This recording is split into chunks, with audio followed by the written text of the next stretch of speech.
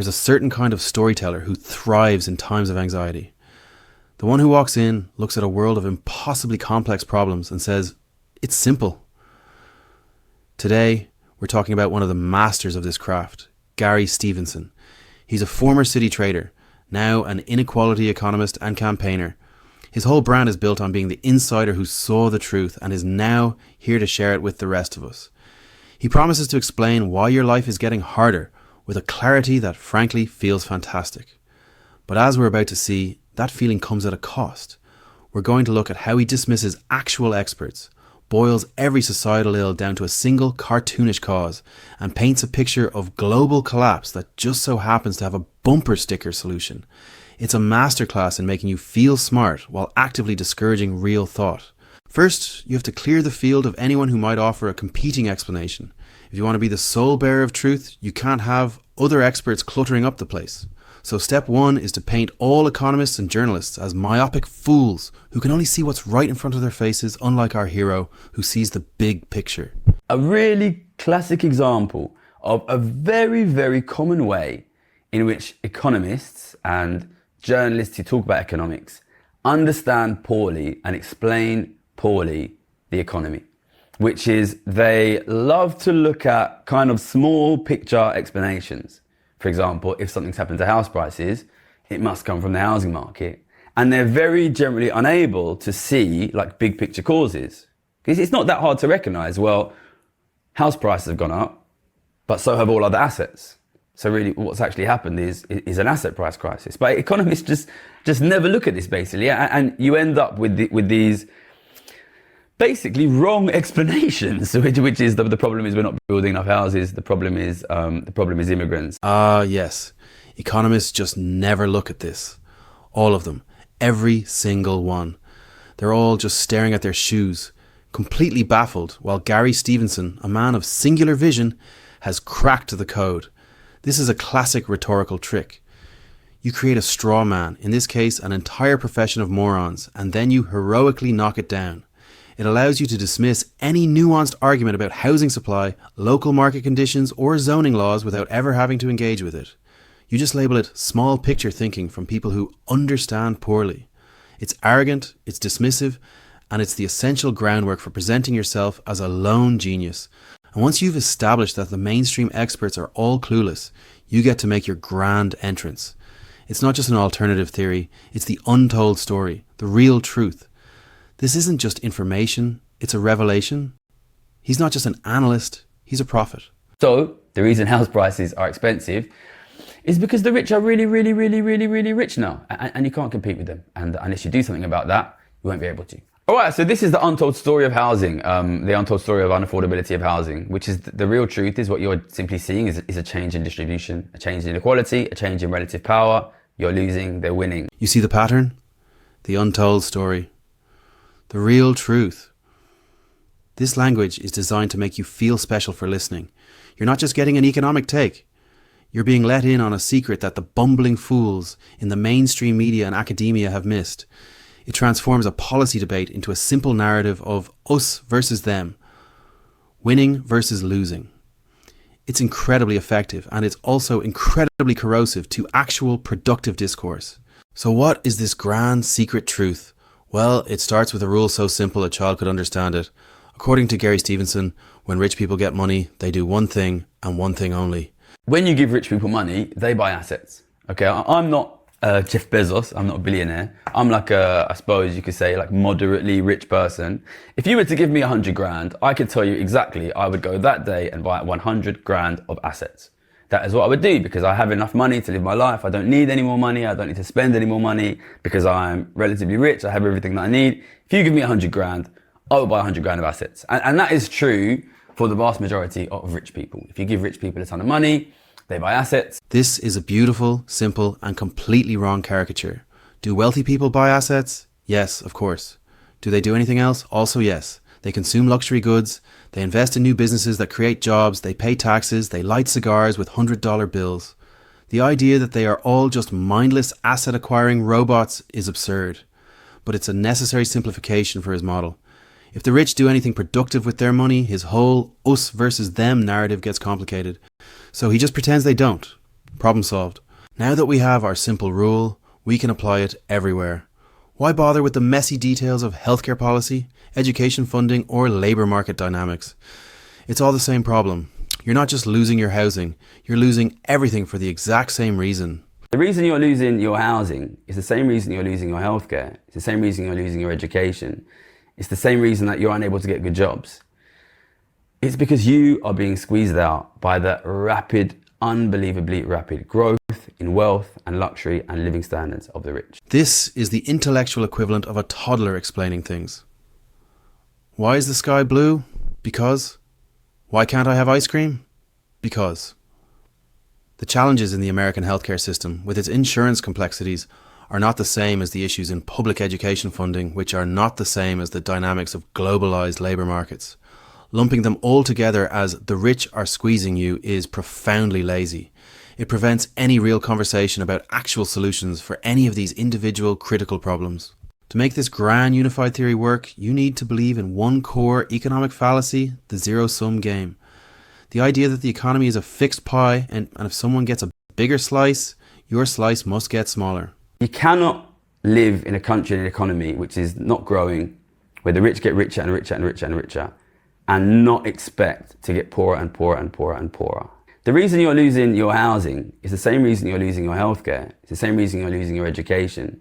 It's the same reason that you're unable to get good jobs. Now, in a stagnant economy, extreme inequality is a massive problem, no question. But the framing here is pure poison.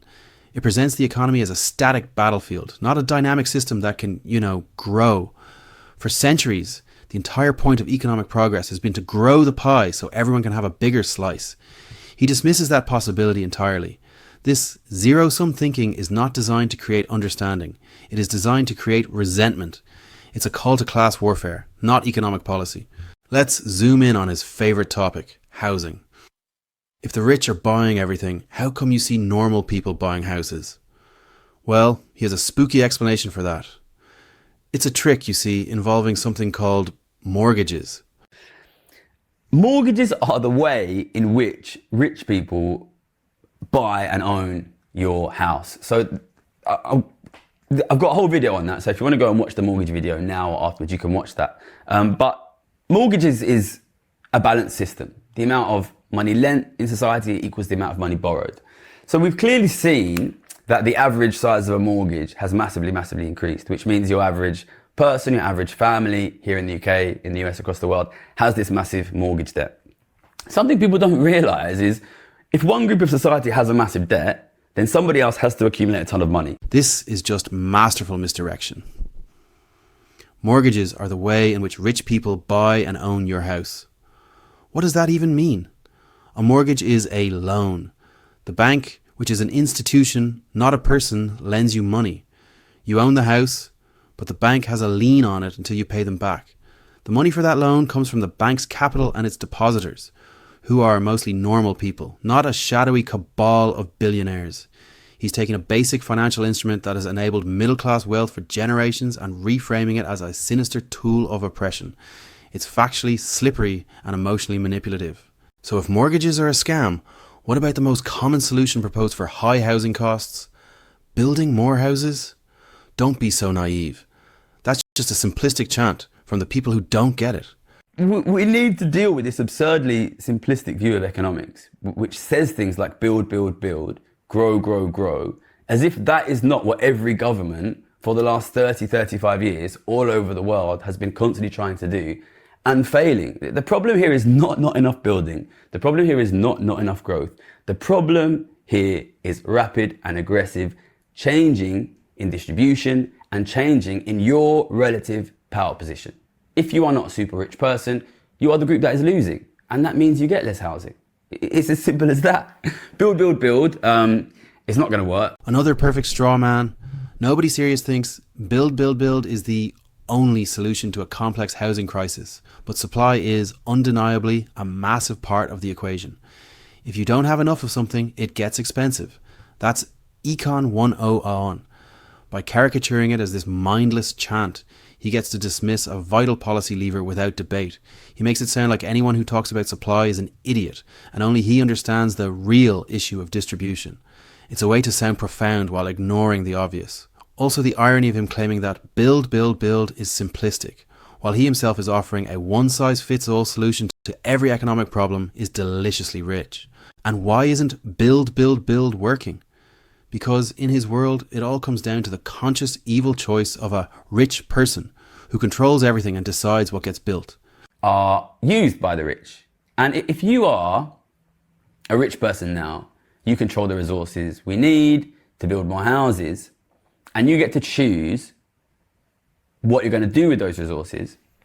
Are you going to build affordable housing for ordinary people?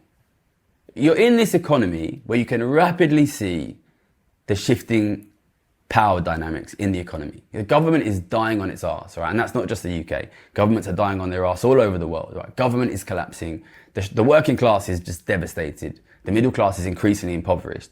And you have this small group of super wealthy people who are just aggressively getting richer and richer and richer and richer and richer.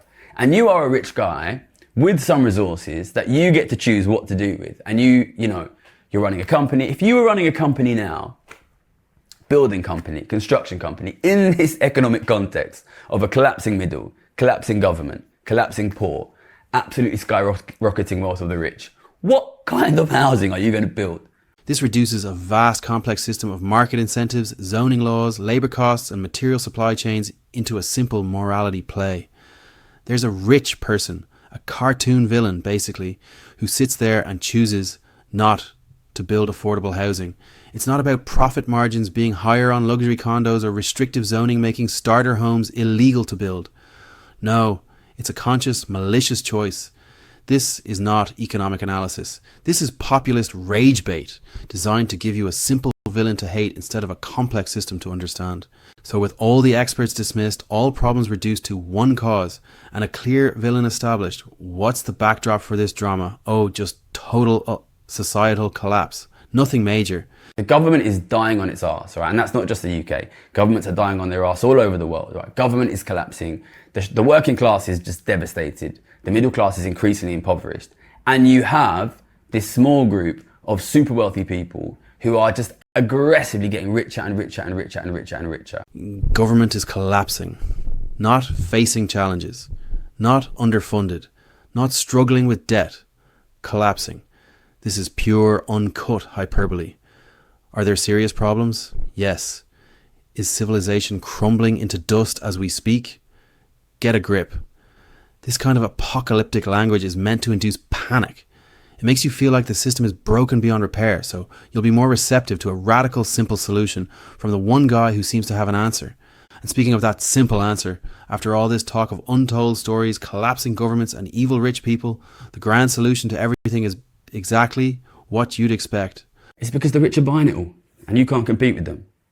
The way to deal with that is to tax the rich more, to tax working people less. That is why we campaign here to tax wealth, not work. And there it is, the bumper sticker, tax the rich. Is wealth taxation a legitimate policy tool worth debating? Absolutely. Is it the single magic bullet that will solve housing, healthcare, education, jobs, and stop the collapse of global governments? Don't be ridiculous. He has spent the entire time building a terrifyingly complex problem with a single, evil cause. And now he offers a beautifully simple solution. It's the perfect end to a narrative designed not to inform, but to inflame. So that's the formula. Dismiss the experts. Present yourself as the sole owner of the real truth. Reduce every complex problem in society to a single, simple, us versus them conflict. Paint a picture of imminent doom. And then sell the one simple solution that makes you the hero. It's a powerful narrative. It feels good to have a villain and an easy answer. But it's a trap. It encourages anger over understanding and slogans over solutions. And it leaves us less equipped to actually solve the very real problems we face.